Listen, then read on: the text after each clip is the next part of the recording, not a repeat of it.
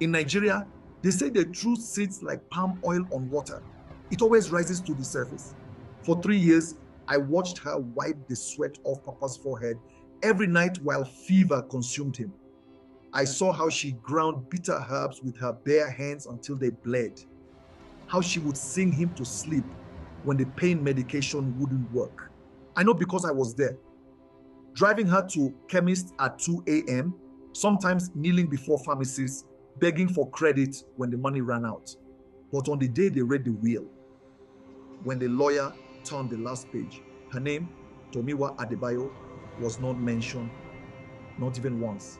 Tomiwa Adebayo, firstborn of Chief Adebayo, senior partner at Meridian Chambers by age 35. The daughter Papa proudly told visitors was too intelligent for marriage and sharper than a market woman's razor. When Papa's diagnosis came, the three sons crafted excuses like master tailors. The eldest claimed malaria kept him in Toronto, though his Instagram showed him skiing in Whistler. The middle son, Deji, promised every Friday he'd arrive next weekend for 52 weekends straight. And the last, Kunle changed his number twice that year. But Tomiwa, the moment she heard Papa couldn't recognize his own bedroom, she didn't just pause her life. She burned the calendar, resigned her partnership, withdrew her savings, and moved back to the old house in Ibadan, where cobwebs had become the new curtains. I watched her metamorphosis, from sharp-tongued litigator arguing Supreme Court cases to a daughter measuring medicine with trembling hands. She bathed him when he couldn't stand, fed him when his hands shook too much for a spoon, changed his diapers when his dignity leaked away. And somehow, she did it all without letting him see her cry. Once, I asked her why she sacrificed everything when her brothers sacrificed nothing. Her eyes held both pain and resolution as she told me that what I call sacrifice, she called being a daughter. Besides, she said, every night before he sleeps, he still calls her my blessing, and that was payment enough. Chief Samuel Adebayo's funeral was not a goodbye. It was a social event. The sons returned like seasonal politicians before election day, full of performative grief and empty promises. Bayodun flew in from Canada with an agbada so heavily embroidered with gold, he created his own weather system. When he tried entering the church, the fabric caught on both sides of the door frame. Two ushers had to help him squeeze through while he complained about these village buildings. Deji arrived with a new girlfriend who kept asking how much longer this dead body thing would take because they had dinner reservations at Masa Bangkok, the type of restaurant where one plate cost a security man's monthly salary. And Kunle, the last born, hired a professional cameraman to document his grief. He cried on cue, then checked the footage between breaks to ensure his Cartier watch was visible in each shot. They cried the loudest, but their tears came with hashtags. Hashtag final respects, hashtag royal funeral, hashtag missing papa on Instagram posts that were typed before the body was even cold. One even went live during the lowering of the casket. Don't forget to like and subscribe, guys. This is how we send our fathers home in Africa. And through all this circus of grief, Tomiwa sat still as carved wood. No designer wrapper, no gold jewelry, not even the comfort of a wig, just raw grief carved into her face and eyes that had witnessed every moment of her father's descent. The prophet from Papa's church whispered to me, "See how the sons mourn for the cameras, but the daughter mourns with her soul." 3 nights before the will reading, while the brothers argued over who would get Papa's Rolex collection, Tomiwa called me to his study. She said she wanted to organize his papers before the estate fell into her brother's hands, and we both knew what that meant. Like hungry termites, they would devour everything of value and leave only sawdust. I was holding the ladder when something slipped from between two ancient volumes of Nigerian constitutional law. A brown envelope sealed with wax that had cracked with age. Addressed in handwriting I recognized immediately as the chief's. She stared at it like it was a living thing. She whispered, asking what I thought it might be. After 30 years working for Chief, I had driven him to enough lawyer appointments to guess what private arrangements he might have made. Inside was a single page, Chief's handwriting.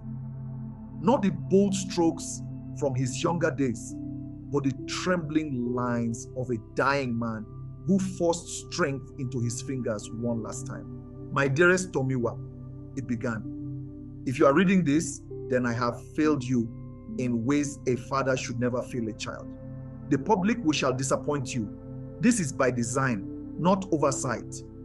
Know this, your value was never measured in properties or bank accounts. I didn't raise you like I raised the boys. You are different. You are different. They need what I leave behind. You never did.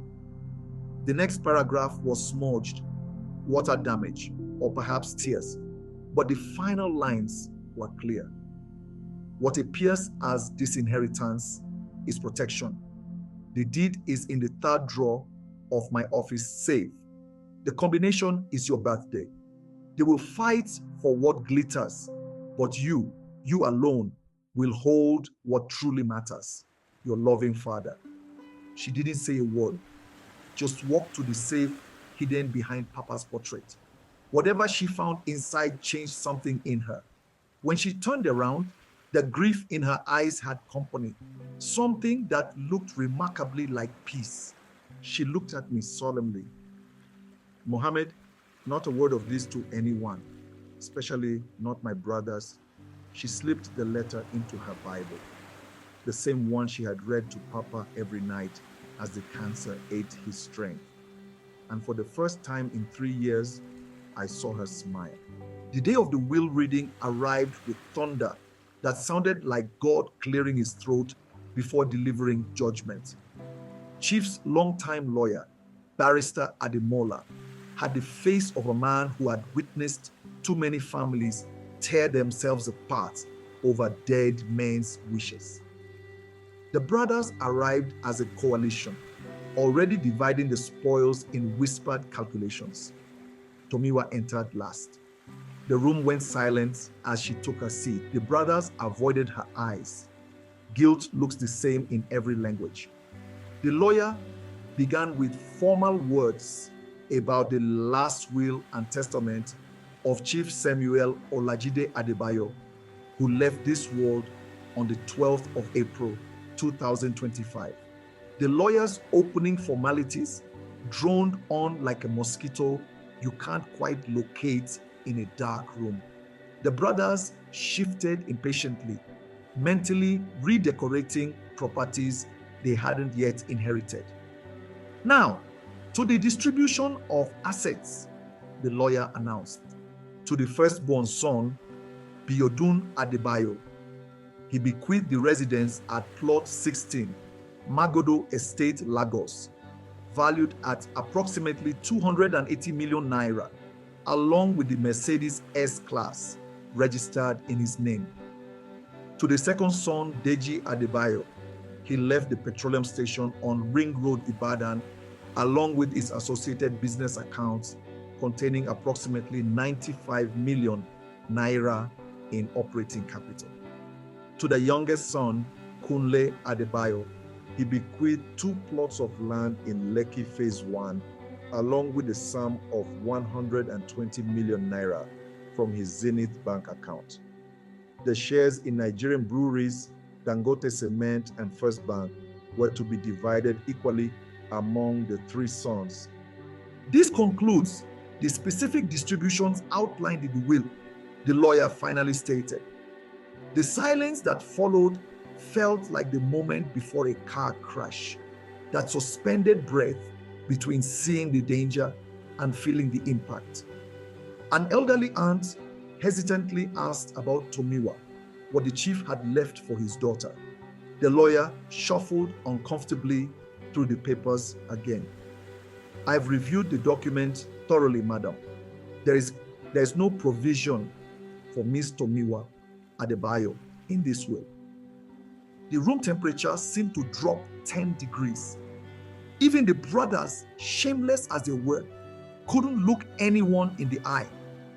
Everyone waited for Tomiwa's breakdown, the tears, the accusations, the scene that would give them something to gossip about at the next family gathering.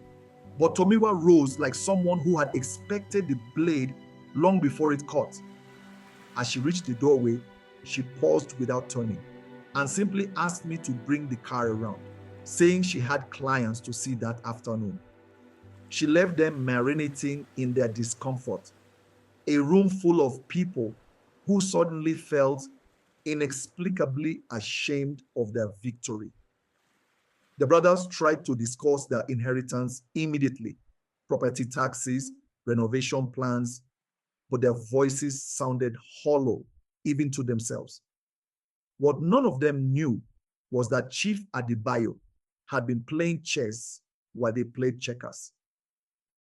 3 days after the will reading, the brothers had already begun their victory tour, changing locks, inventorying valuables, arguing over who would get the chieftaincy title. I found Tomiwa under the family's oldest mango tree, the one her great-grandfather had planted when he first bought the land. She was eating pounded yam and okra soup like someone who had shed a heavy burden. Tomiwa, you've been too quiet, I said with concern. These boys are already dividing your father's shoes between them while his body is barely cold. She looked up at me calmly. Let them have the shoes, Mohammed. Let them walk in them if they can. I couldn't understand her peace. But you're a lawyer, one of the best. You could fight this, prove undue influence, challenge the will's validity. She shook her head slowly. I fought for him while he was alive, held back death with my bare hands for 3 years. I won't fight over what he left behind. She looked out over the vast family compound. Let them inherit the ghost of what was. I already have what matters. I didn't understand them. But Tomiwa had always seen 3 steps ahead, just like her father. What the brothers didn't know, what no one knew, was that 6 years earlier, when Chief first received his diagnosis, he had quietly transferred the most valuable asset of all. The entire family compound, 15 acres of prime land in the heart of Ibadan, valued at billions of naira, had been transferred through a deed of gift directly to Tomiwa. Legally registered, properly stamped, completely uncontestable. The brothers inherited buildings, but Tomiwa inherited the earth beneath them. They could claim the trees, but she owned the soil. She removed the letter from her Bible and read it again with a small smile. They will fight for what glitters, but you alone will hold what truly matters. Papa knew his sons, she told me. He knew giving them everything at once would destroy them and each other. This way, they have enough rope to either climb or hang themselves. She looked up at the mango tree, centuries old and still bearing fruit. This land has been in our family for 5 generations. It should be protected, not portioned and sold to the highest bidder for shopping malls. So what will you do now? Tell them, I asked. Her knowing smile told me everything. There's no rush. Sometimes silence is the best revenge. Let's see how they handle what they think they have before they learn what they don't. Time reveals truths like rain exposes buried seeds.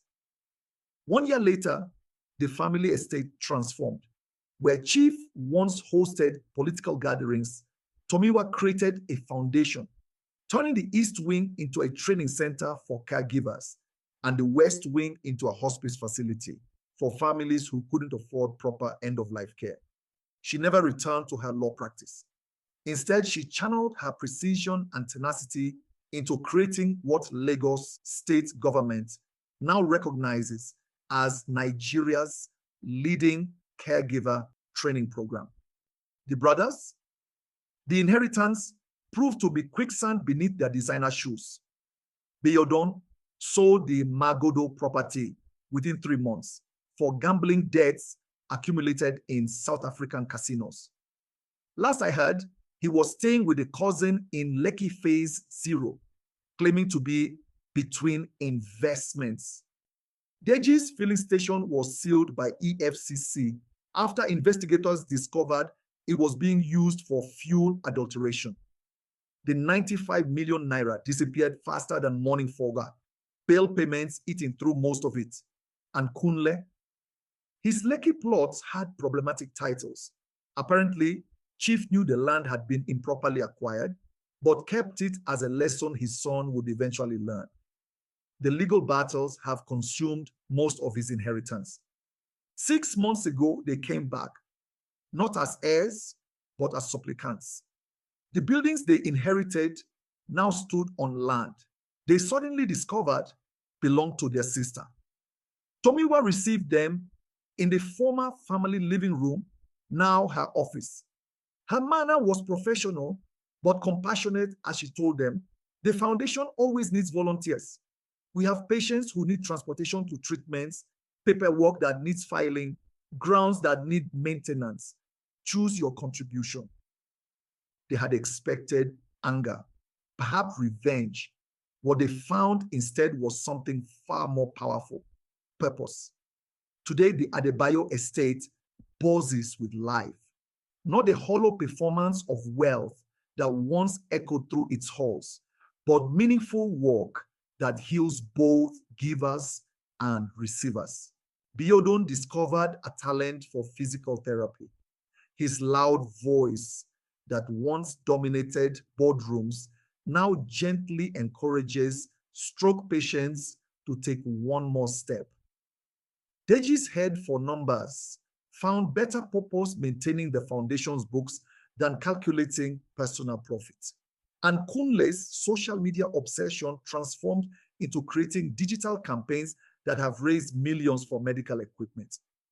As Tomiwa and I sat under the mango tree, older now but peaceful, I told her, your father would be proud, not just of what you built, but of how you built it. She looked out over the thriving foundation campus with quiet satisfaction. The funny thing about inheritance, Mohammed, what matters isn't what's written on paper, it's what's written in your heart.